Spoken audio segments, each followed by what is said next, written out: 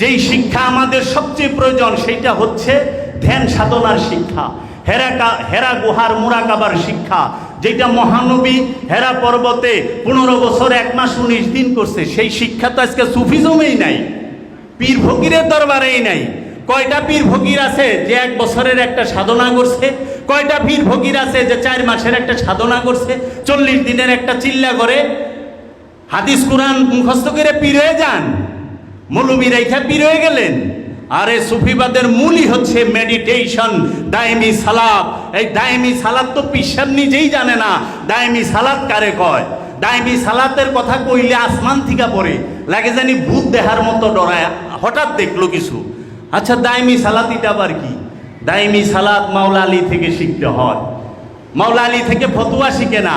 তাহলে মহানবী যে বললো আমি কিতাব রেখে গেলাম, কিতাব আর কোরআন কি এক? এই কিতাব আর কোরআন, আগে এইটা বুঝেন কিতাব কি কোরআন কি, এতরাত কি। এতরাত সব সময় কিতাব শিক্ষা দিব, বংশ ছাড়া কিতাব শিখবেন কই থেকে? আমি মাওলা আলী হচ্ছে জীবন্ত কোরআন, যেই কোরআন কথা বলে। আর আপনি যেটা করতেছেন কাগজ আর কালি দিয়ে বাইন্ডিং করতেছেন, সেটা হচ্ছে মৃত কোরআন, সেই কোরআন কথা বলে না, কিন্তু জীবন্ত কোরআন কথা বলে। আর এই কোরআন আছে কিতাবের মধ্যে। কিতাব কি? বাবা জাহাঙ্গীর বলতেছে একজন আল্লাহর নূরে নূরময় ব্যক্তি, একজন চৈতন্য মহাপুরুষই হচ্ছে আল্লাহর কিতাব।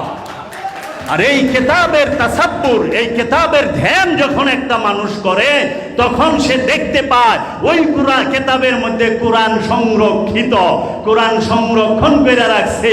এর জন্য সূরা কদরে বলতাছে তানাজ্জালু মালাইকাতি ওয়ার রূহ, আমরা নাজিল করলাম, তানাজ্জালু আমরা নাজিল করি, মালাইকাতি ফেরেশতা ওয়ার রূহ এবং রূহকে।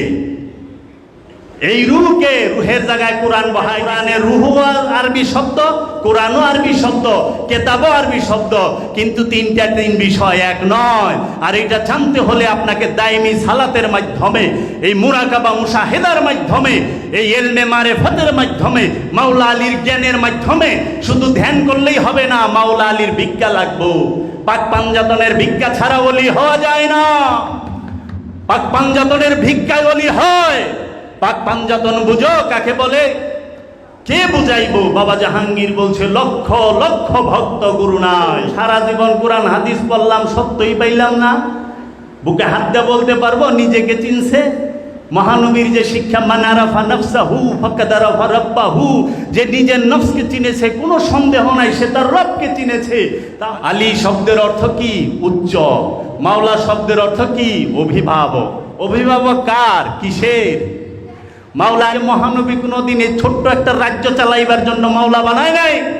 মাওলা আলী মুসলমানের জন্য মাওলা না, মাওলা আলী সমগ্র মানব জাতির মাওলা, কুল কায়নাতের মাওলা, সমগ্র সৃষ্টির মাওলা। মাওলা আলী গণ্ডির ভিতরে থাকে না। ওই একটা ছোট্ট রাজ্য চালানের লিগা মাওলা হইছে না। আবু বকর, উমর, ওসমান রাদিয়াল্লাহু তাআলা আনহু এরা সবাই মাওলা আলীকে মাওলা হিসেবে মানছে। সেটা কিসের মাওলা? হৃদয়ের মাওলা। মাওলা আলী হচ্ছে মানব জাতির হৃদয়ের মাওলা। এর জন্য খাজা বাবা বলছে হযরত হুসাইন আলাইহিস সালাতু ওয়াস সালামের সম্পর্কে, শাহ হাসত হুসাইন, বাদশাহ হাসত হুসাইন, দিন হাসত হুসাইন, দিনে পানা হাসত হুসাইন, সরদাদ নাদাদ দস্ত দার দস্ত ইয়াজিদ, হক্কা কে বিনায়ে লা ইলাহা হাসত হুসাইন। শাহ হাসত হুসাইন, শাহিদ হুসাইন, বাদশাহ হাসত হুসাইন, বাদশাহ মাওলা হুসাইন। আর কেউ বাদশাহ নাই। সেইটা কোন বাদশাহ? হৃদয়ের বাদশাহ। রাজা হয় একটা ভৌগোলিক সীমারেখার, কিন্তু বাদশাহ হয় হৃদয়ের।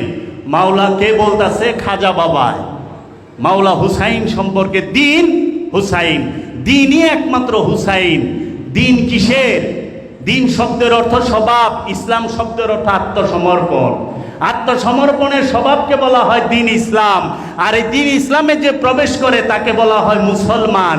মুসলমান শব্দের অর্থ হচ্ছে আত্মসমর্পণকারী। যে আত্মসমর্পণ করেছে সে মুসলমান। এখন আপনি নামাজ রোজা পইরা মুসলমান হয়ে গেছেন, মানুষের জাগা মাইরা খান, এতিমের হক মাইরা খান, 10 টাকা সুদে টাকা লাগায় খান, ঘুষ খান, আবার কি করেন? বিচার কইরা পয়সা খান। আপনি মুসলমান? এই মুসলমানের নমুনা? মুসলমান তো সে যে মাওলা আলীর কাছে, পাক পাঞ্জাতনের কাছে, মহানবীর কাছে আত্মসমর্পণ করছে, যে যার গুরুর কাছে আত্মসমর্পণ করেছে, মুর্শেদের কাছে আত্মসমর্পণ করেছে। মুর্শেদের কাছে আত্মসমর্পণ করাই হচ্ছে ইমানদারের কাজ। তো কাজে